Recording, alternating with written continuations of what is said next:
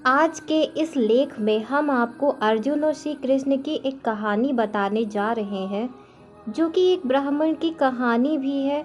इस कहानी को पढ़ने के बाद आप यह बात समझ जाएंगे कि जीवन में सुख और पैसा कैसे पाते हैं। तो चलिए अब हम आपको कहानी बताते हैं। एक बार भगवान कृष्ण और अर्जुन सैर के लिए निकलते हैं, तो उन्हें रास्ते में एक गरीब ब्राह्मण भीख मांगते हुए दिखाई देता है। यह देखकर अर्जुन को उस ब्राह्मण पर दया आती है और अर्जुन उस ब्राह्मण के पास जाकर उसे सोने की सिक्कों से भरा थैला दे देता है और वह सोने के सिक्कों का थैला पाकर ब्राह्मण बहुत खुश होता है। अब ब्राह्मण अपने घर की ओर चल पड़ता है, लेकिन घर के रास्ते में एक चोर उस ब्राह्मण से वह थैला चुरा लेता है। ऐसा होने पर ब्राह्मण अपनी किस्मत को कोसता है और अपनी किस्मत को रोता है। लेकिन दूसरे दिन ब्राह्मण फिर से भीख मांगने के लिए घर से निकल पड़ता है। कृष्ण और अर्जुन अगले दिन फिर से उस ब्राह्मण को भीख मांगते हुए देखते हैं। जब अर्जुन उस ब्राह्मण की स्थिति के बारे में पूछते हैं, तब ब्राह्मण ने उसके साथ हुई हर बात की जानकारी अर्जुन को देते हैं।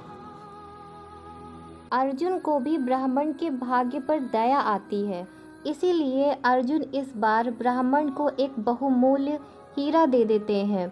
हीरा को पाकर ब्राह्मण बहुत प्रसन्न होता है और घर जाकर हीरा को एक पुराने मटके में रखकर चैन की नींद सो जाता है। अगले दिन जब उसकी नींद खुलती है, तो वह देखता है कि मटका नहीं है। यह देखकर ब्राह्मण घबरा जाता है और तुरंत जाकर अपनी पत्नी से मटके के बारे में पूछता है।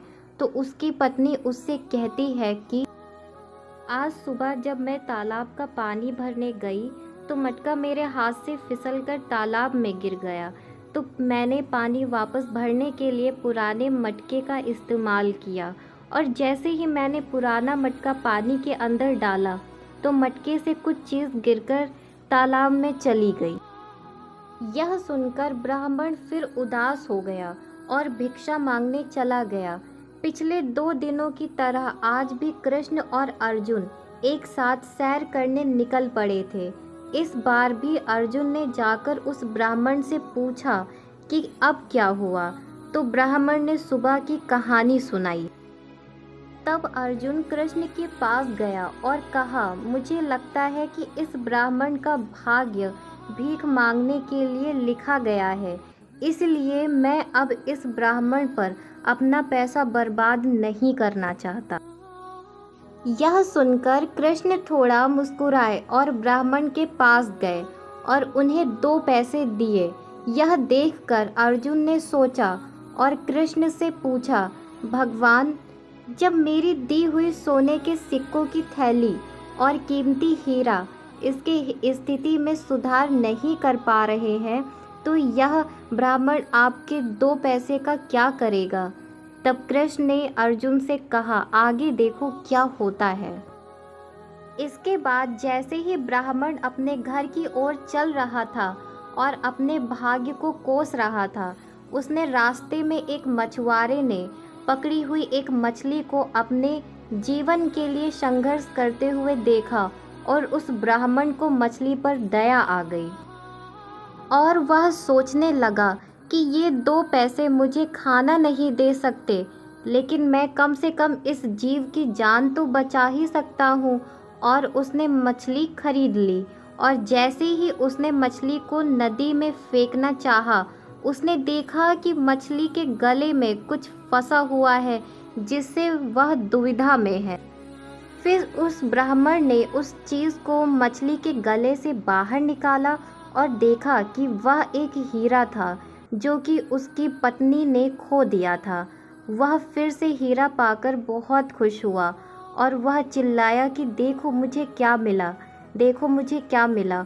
और उसी समय यह आवाज़ एक चोर को सुनाई दी, जिसने पहले सोने के सिक्कों से भरा थैला चुराया था।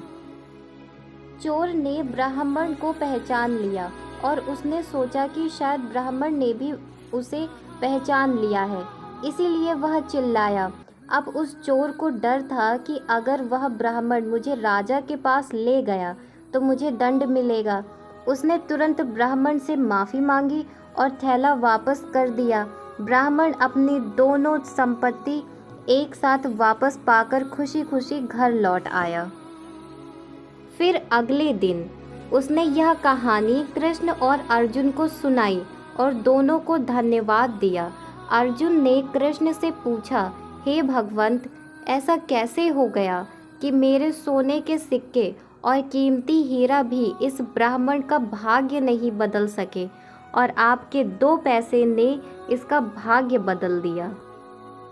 कृष्ण ने अर्जुन को उत्तर दिया कि जब उसके पास सोने के सिक्के और हीरे थे तो वह केवल अपनी और अपनी ज़रूरतों के बारे में सोच रहा था, लेकिन जब उसके पास 2 पैसे थे तो उसने अपने सामने दूसरे प्राणी की ज़रूरत को महत्व दिया और इसीलिए मैंने उसकी ज़रूरतों का ख्याल रखा। श्री कृष्ण ने आगे यह कहा कि जब आप दूसरों के दर्द और ज़रूरतों के बारे में सोचते हैं और उनकी मदद करने के लिए काम करते हैं तो आप भगवान का काम कर रहे होते हैं और इसीलिए भगवान खुद आपकी देखभाल करते हैं। तो इस लेख में हमने आपको अर्जुन और श्री कृष्ण की एक कहानी बताई है। हम आशा करते हैं कि आज का यह लेख आपको पसंद